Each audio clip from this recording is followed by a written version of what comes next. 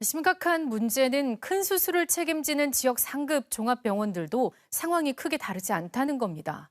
앞으로 병원을 끌고 갈 의사가 부족하기 때문인데요. 계속해서 안승길 기자가 보도합니다. 네, 안녕하세요. 저는 전라북도의 유일한 흉부외과 전공의 유지수입니다. 하루에 출근하시면 어떻게 되세요?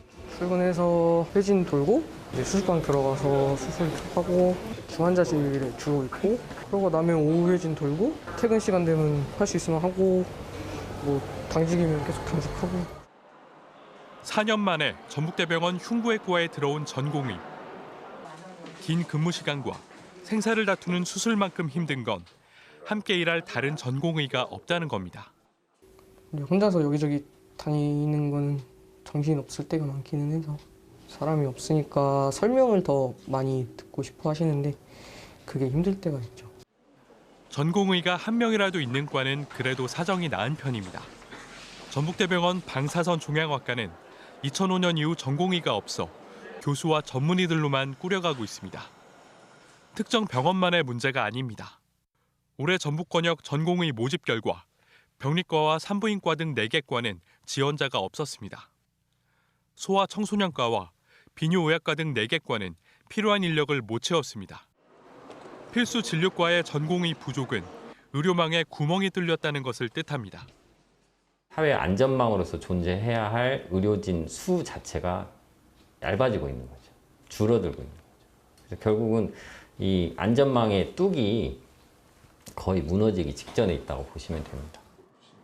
의료계는 열악한 근무 환경과 처우, 특히 지역에 남아 전공의가 될 자체 수련의 정원이 적다는 점을 이유로 꼽습니다.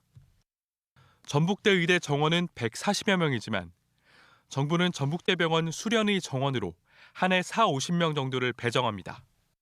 비율로는 9개 비수도권 국립대병원 가운데 최하위로 4년째 꼴찌입니다. 양이 적어서 이제 지원하기 좀 부담스럽다 하면서 다른 지역으로 많이 빠졌거든요.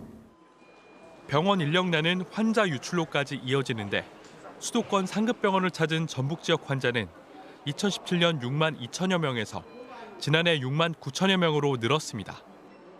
이 때문에 정부는 2해 전 의대 정원을 늘려 일부를 10년 동안 지역에서 의무적으로 일하게 한다는 대책을 내놨지만 의사협회가 직업선택 자유 등을 이유로 반대해 중단됐습니다. 수도권과 비수도권 간 의료 불균형, 인기과와 기피과의 양극화로 인한 지방 공공의료 공백은 우려를 넘어 현실이 돼가고 있습니다.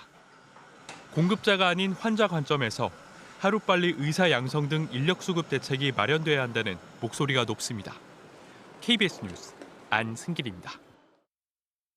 잠시 뒤 이슈K 시간에서는 앞서 보신 지방의료 공백 문제와 관련해 유희철 전북대학교 병원장과 함께 더 자세한 내용 짚어보겠습니다.